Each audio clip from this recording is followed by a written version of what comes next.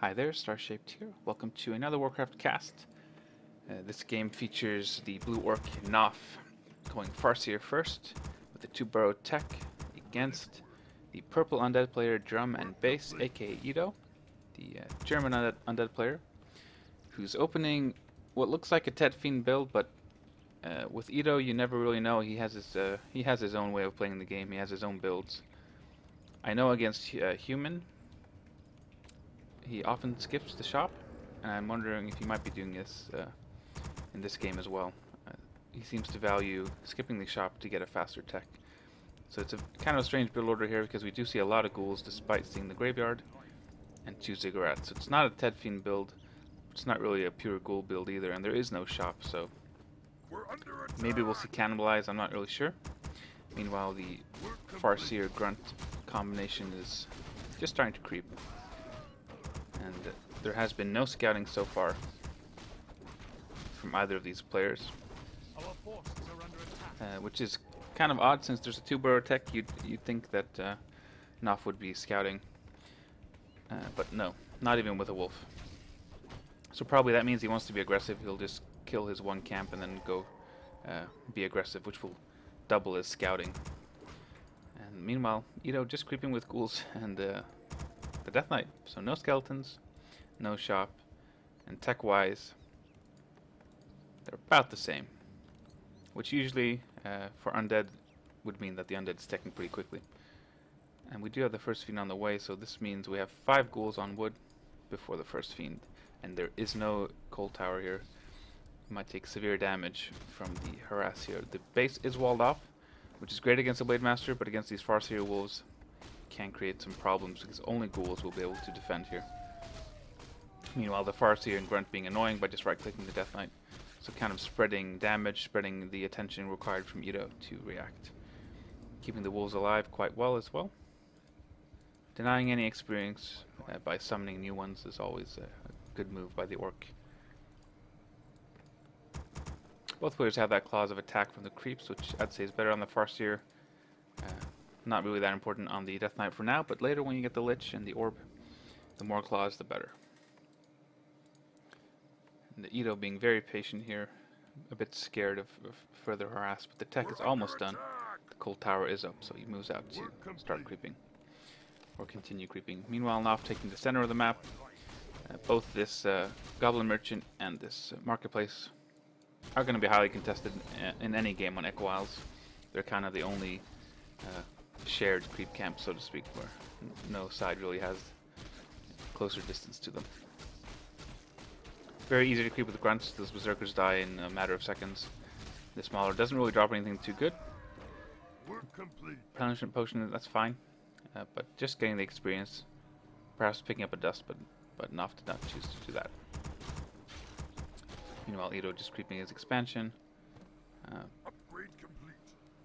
Perhaps trying to go for the mercenary or the goblin merchant now himself, but usually as undead it seems like you want to be a bit more defensive in your creeping against orc. You don't want to get caught out of position.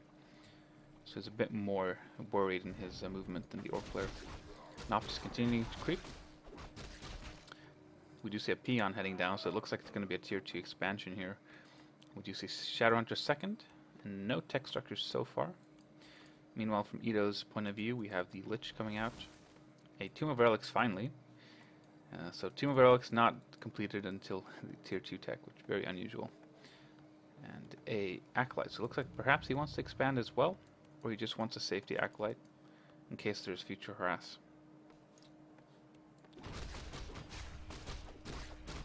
So Knoff got the shop, but looks like Edo's getting the merchant, and this Ogre Mage I drops a much better item than the Ogre Mauler.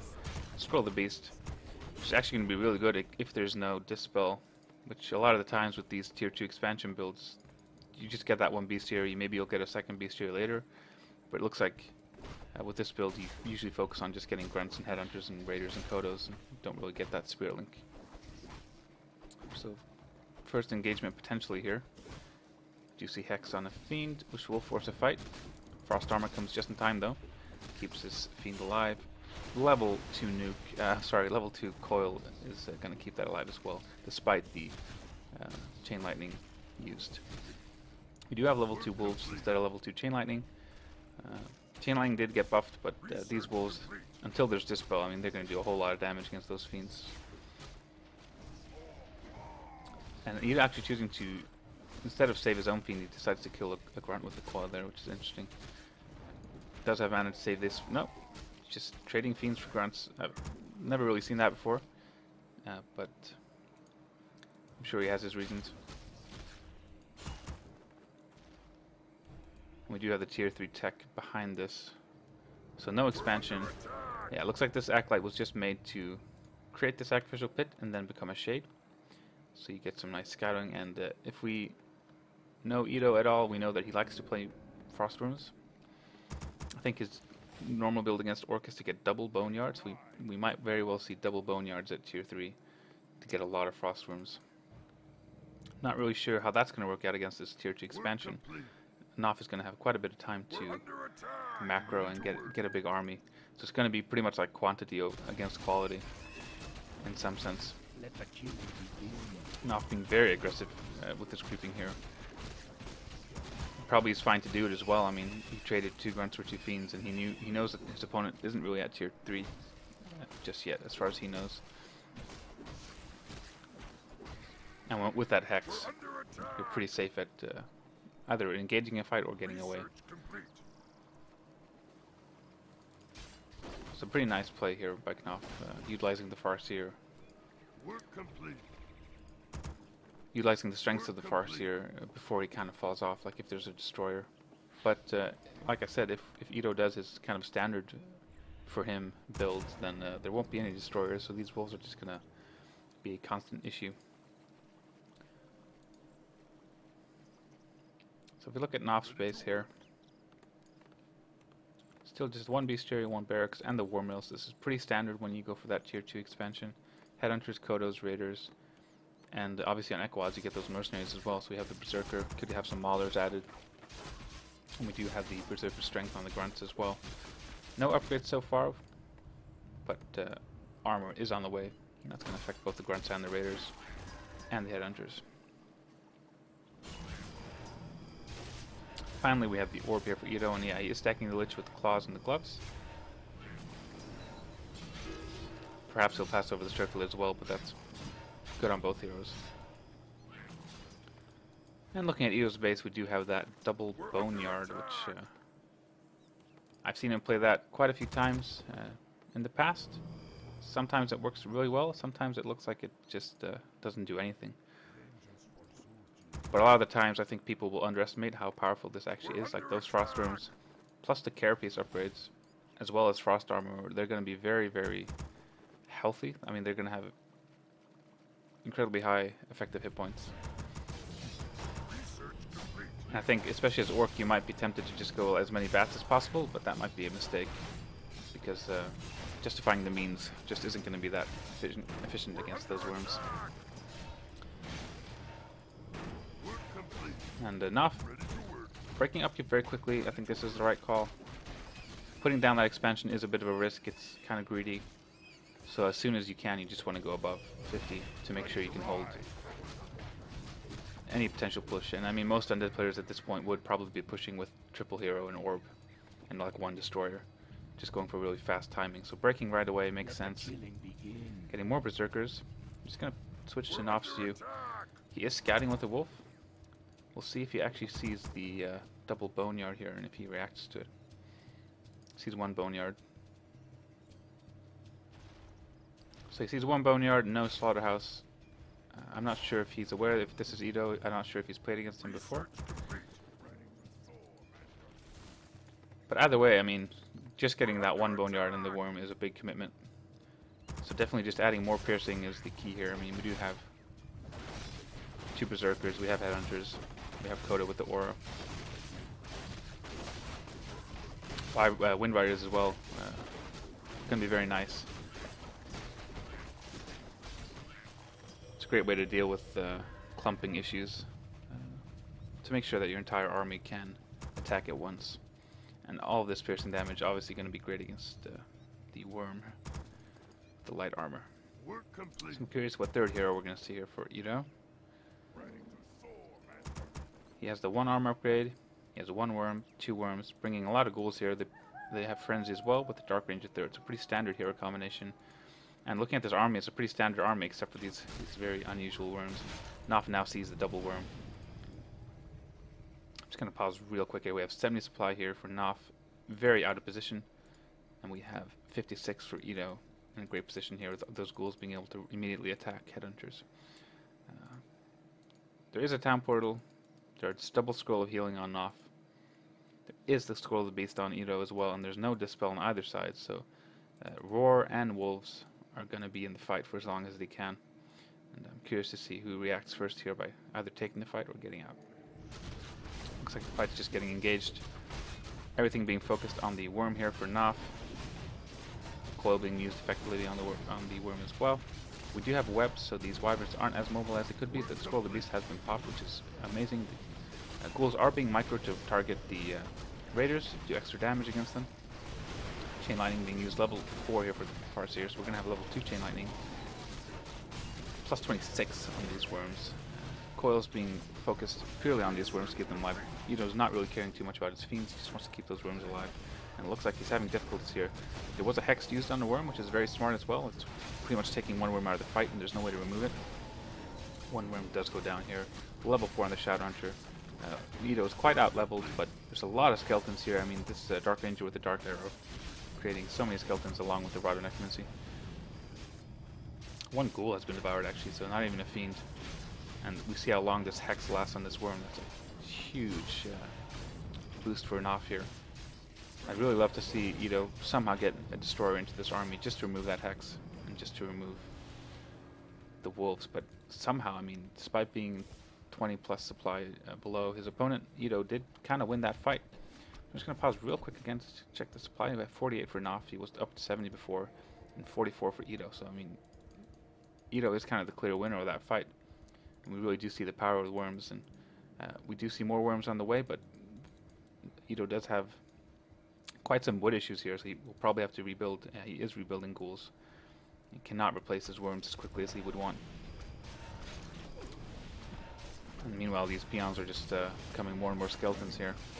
We do have the tier 2 fortified here, which is nice. Makes the tier 2 expansion a bit more safe. In the previous patch, I mean, if you did a tier 2 expansion, you could potentially lose all your burrows to destroyers and stuff like that. This fortified upgrade is really helping Knoff out to just stabilize this expansion. And he does want to keep it alive, he doesn't want to lose the expansion. Hex and focus on the worm. Speed scroll used. And this, oh, we'll see if this wyvern, double wyvern definitely going to pick off this worm. There is no coil. Dark Ranger in trouble. Could we see a town portal pass perhaps? No, there's no time. So Dark Ranger does go down. Web used, we might get a wyvern kill here, but then probably Edo has to get out of here. Or not, he's staying here for a long time. I mean, there are a lot of skeletons. He does have a lot of DPS here with the orb. But I'm very worried that there's no mana. He did already pass the town portal to Lich though, so... unless there's a surprise chain lightning, which, oh, there could have been. Very, very timely town portal there for Edo. We do see bats at this point. And one ghoul devoured, so... if we check in off space... He does have double bestiary, so still no Taran Totem. No walkers going to be available. We're under attack. But double bestiary seems like a great counter when you have an expansion. You can get those wyverns out, get those kodos, and those bats. Like I said, the bats I don't think are going to be too efficient for their cost, but once you have that expansion, it's not really as big of an issue. Meanwhile, Edo here actually unsummoning a boneyard, I think just because of those wood issues that he's been having. So instead of going for those double worms, he's kind of going for one worm, one fiend, so he's going to create this mixed army, which I guess also makes sense against the wyverns and the bats. The more units you can web and take out of the fight and then back off, the better.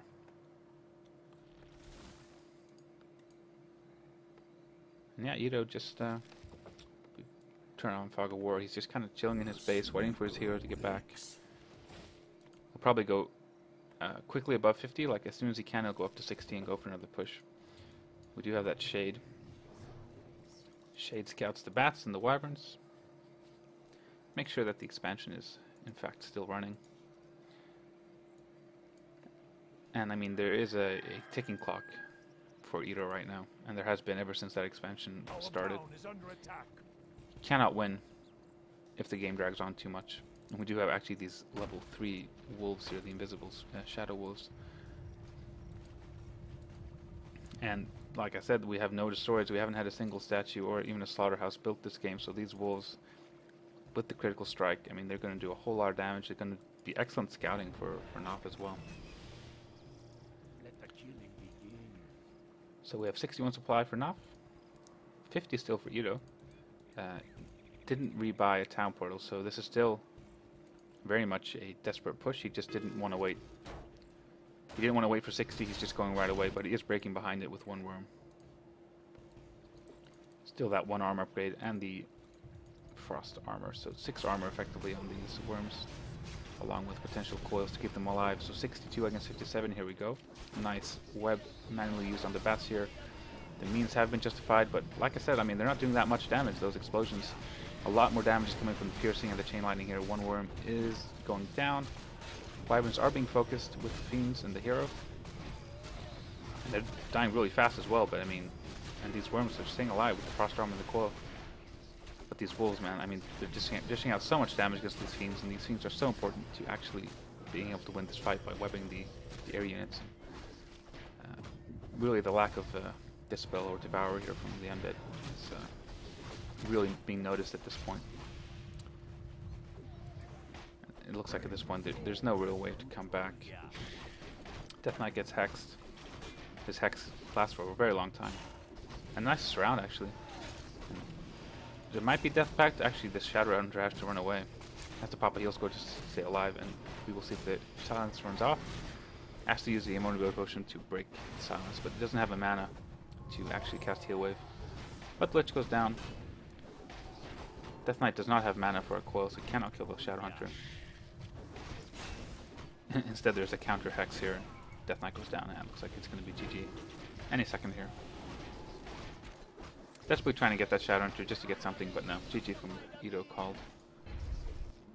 So yeah, I mean, shouldn't underestimate those Wyrms. I thought they did a lot of damage, and they were very, very efficiently kept alive with the frost armor and the armor upgrades. And I mean, those bats really didn't do that much. But so despite this army difference, and despite the gold mine difference, the very initial big fight was quite even. So it's a very cool strategy. It's very unique to see the Undead not getting a shop, and it's very, very unique to see an Undead not ever get a shadow slaughterhouse and statues and destroyers. But in the end, I kind of feel like that's what killed him, not being able to dispel the wolves, especially not being able to remove the hex, because every hex is basically taking a Wyrm out of the fight. But yeah, I hope you guys enjoyed. Thank you to Knoff for the replay he sent me. I will link his Twitch in the description if you want to check him out. He streams quite regularly, and he's climbing the ladder very quickly. I think he's the highest ranked orc at the moment on the European ladder. So, good game for now. If you enjoyed this, feel free to like, share, and subscribe, as well as comment. And I'll see you guys next time. Good game.